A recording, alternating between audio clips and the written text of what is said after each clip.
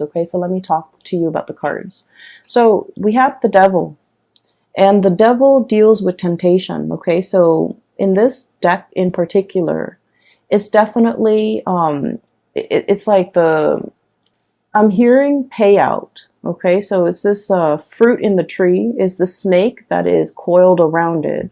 So if somebody reaches up for that fruit, it's going to get bitten. Okay, so whatever it is, there's an element of allure, there's an element of temptation, and there's also a forewarning when it comes to danger. Okay, forewarn is for forearms. So I feel like if you are aware of the dangers that are inherent in this situation, it doesn't mean that it won't work out. It just means that you need to, anticipate how you're going to counteract these dangers. Okay, how you're going to be able to protect yourself, and how you're able to overcome these obstacles in order to get to whatever it is that you want.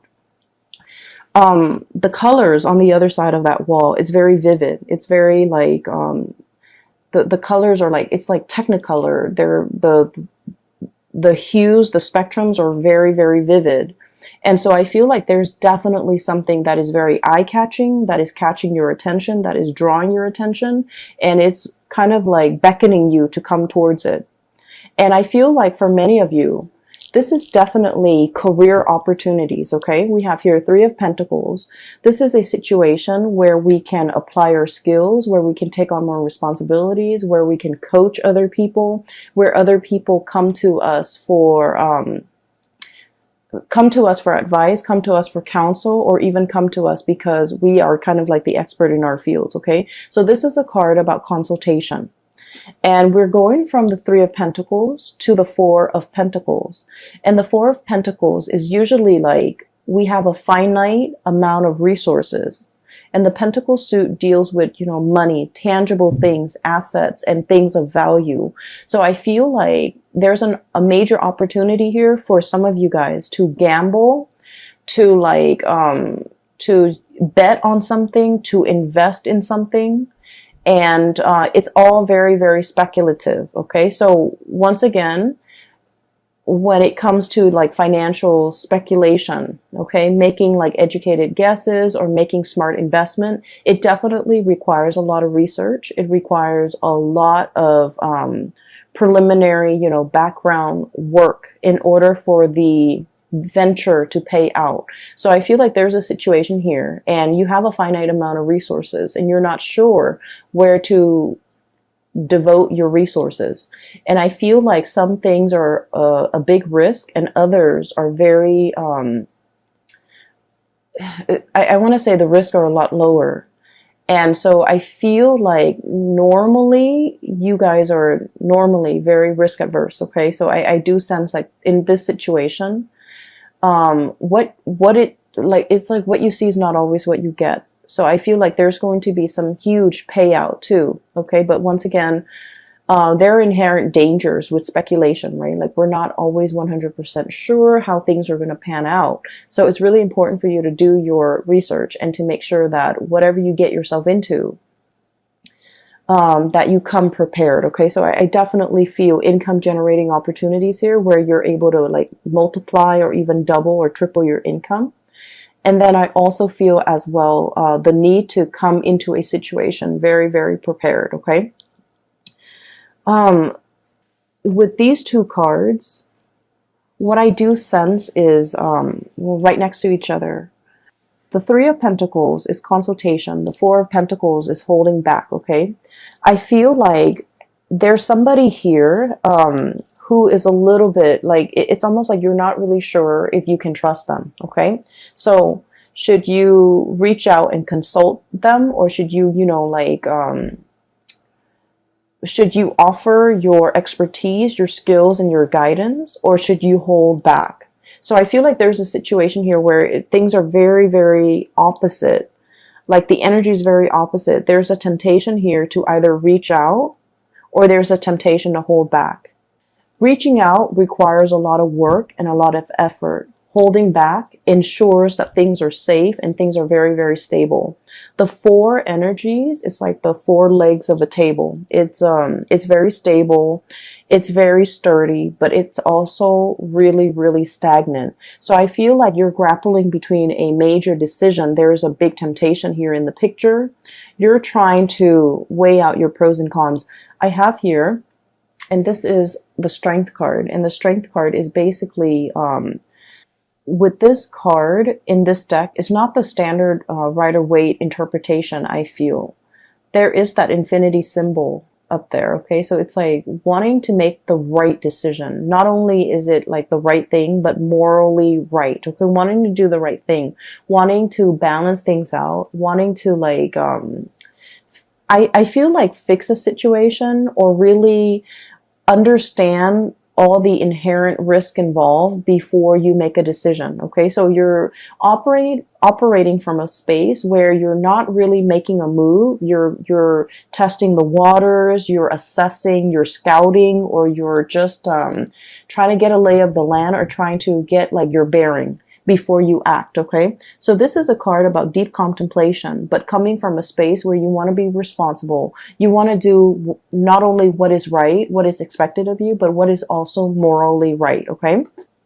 So I feel like there's a situation here where Three of Pentacles, consulting, reaching out, exchanging in ideas, and, you know, opening up that channel of communication. It seems to me like it could be very, very burdensome, okay? It seems like emotions and feelings and thoughts are wound up very, very tight. And there's something here that is so neatly packaged, okay? Is wound up really, really tight. It is very burdensome, and it's hard for you to know how to extract yourself from it. It's hard for you to know, where do I even begin to unravel it? Where do I even start? Where's the beginning? Where's the middle? And where's the end? So I feel like there might have been, for some of you, a really, really complicated situation that you're trying to resolve. And you're not sure. It's like biting off more than we can chew, and then not knowing, you know, what to do, like spit it out or just, you know, swallow it. Like, I feel like it's a situation where it's like we've already gotten ourselves into it.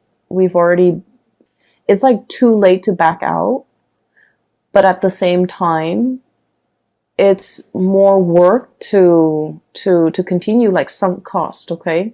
A lot has been invested in it, and there isn't an easy way out. There isn't also an easy way to drop it either. So I feel like you're in a situation where you feel like reaching out, consulting, trying to plan for this situation might be a little bit more trouble than it's worth, okay? And then on the other hand, what I see is with this Four of Pentacles, holding on very, very tightly to things, okay? All the sand dollars are sinking into the quicksand, okay? So let me show you. Four of Pentacles. It is very much about stability, but it's also about stagnancy, things sinking, okay? It almost screams to me like a situation that is going downhill. We're holding on to it because it could be very comfortable. And a lot of the times I'm getting this imagery where you're kind of like, if you've been in it for so long, you don't notice that it's sinking. Okay. You don't notice that you're standing in quicksand. If it moves really, really, really slowly and the changes come about in such a minute way, you don't notice it until a long period of time has passed. Okay. Sort of like that image that I saw, the passage of time, the cracks in the walls get bigger, the vines start to overgrow, and like nature starts to reclaim itself. Like, I feel like there's definitely something that is sinking and disappearing. Yeah, disappearing, sinking into the quicksand, disappearing. And so the more that you put off, or the longer that you put off, the more it's going to disappear. And at the end of it, all you're going to get left is not these pentacles, but just, you know, the imprint in the sand, okay? Like a disappearing act. So I definitely feel you're conflicted about a decision, and you're conflicted, excuse me, about waiting too long, taking too long, and having something kind of disappear out of sight, okay? What we have here is the Queen of Swords, and this could be your energy, Gemini, as an air sign. This is the card of Aquarius, Gemini, and Libra, okay?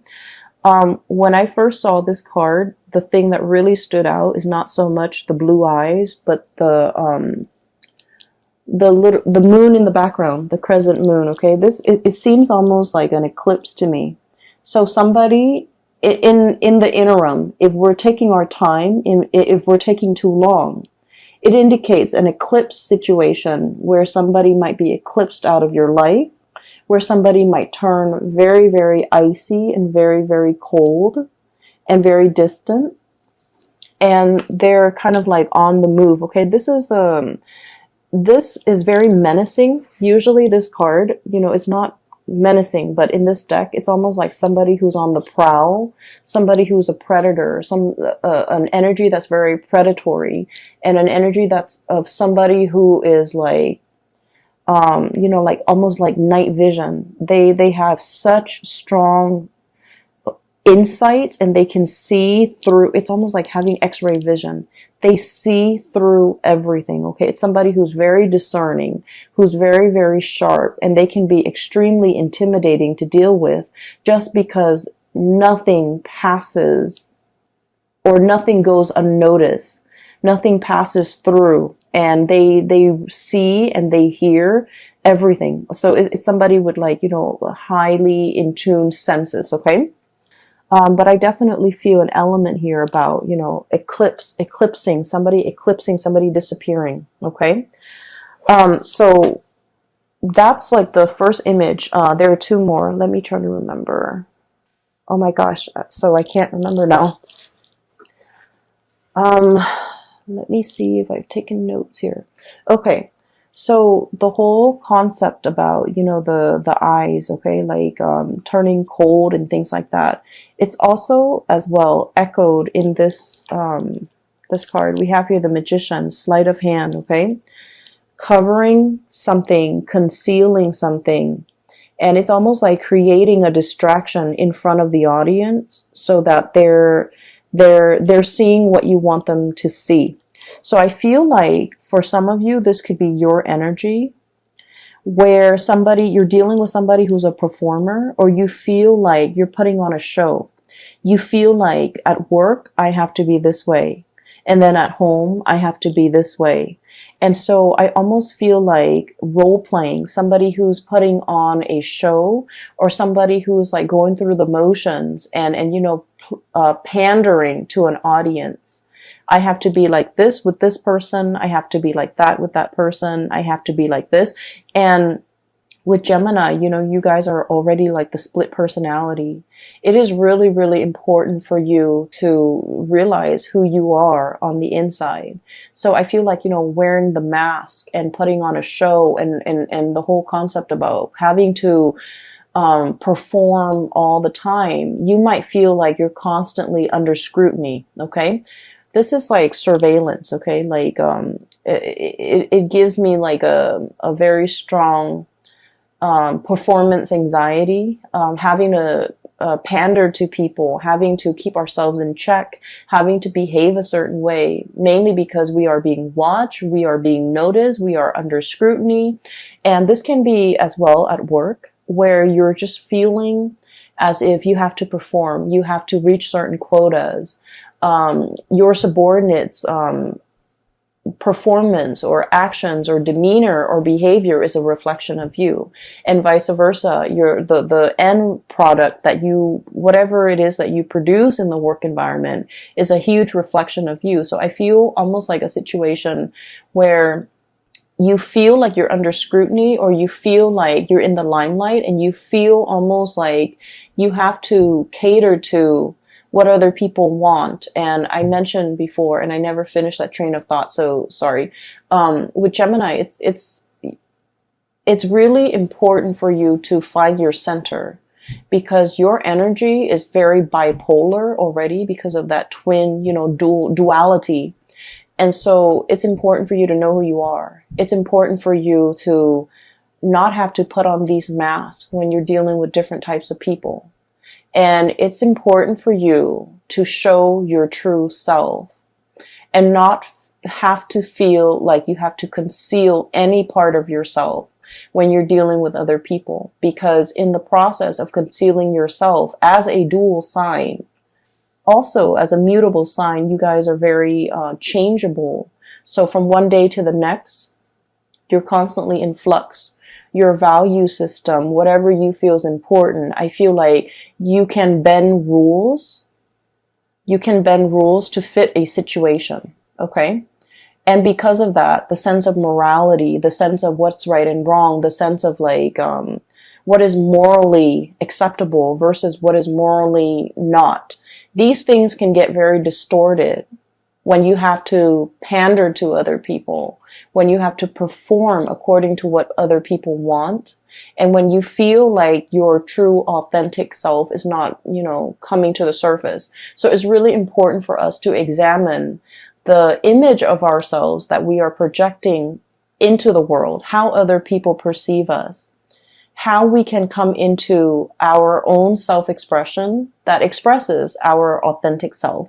So I feel like there's a lot here about somebody who is trying to conceal, trying to distract, using a red herring, trying to kind of like divert attention away from a situation. And then on the flip side of that, we have the High Priestess, okay? And this is it's like a standoff is what I'm sensing. So for those of you who are familiar with the tarot, the Magician is somebody with all the elements and is able to manifest, okay, create. It's somebody who is it's like working magic. It's somebody who's a performer, who's very charming, who is able to get away with sleight of hands, twisted logic. It's somebody who's able to manipulate, right? And the High Priestess is sort of like the person that you don't want to be around if you're ever a magician. The High Priestess is somebody with like intuitive knowledge. It's somebody with like years of wisdom. It's somebody who's extremely psychic. They feel things, they sense things, and they pick up energies. They're highly empathic. They have a very good read on people, and they understand people's motives and people's intentions. So what I'm looking at here is it's a cat, okay, with the crescent moon on its third eye, and it's looking right at the Magician. It's like I see through the facade. I see through the mask. I see through your intentions. I see exactly what you're trying to do. Okay, so I feel like one person is definitely trying to conceal information or trying to distract or trying to withhold and hold back information. And then the other person is definitely already aware, okay? Can see through the fog, can see through the distractions, and can see through all of this, the facade. And so this can feel really uncomfortable, right? And that would explain why you feel like you're under scrutiny. That would explain why you feel like you have to perform. That would also explain why you feel almost like you have to be, a different person depending on who your audience is. And so this is the month where I feel like drop the act, okay? It's time to drop the act. It's time to tell somebody to drop the act. I feel like you might be dealing with somebody like this who is a performer, and you're just like, I see through it. You're not fooling anybody. And on the flip side, Geminis, because you're great performers, I feel like somebody might be saying this to you, drop the act. I see through the facade and you're not fooling me. And so there's definitely a little bit of a standoff here. This energy seems a little bit intimidating, okay? Give me just a moment. That message, the image is coming back.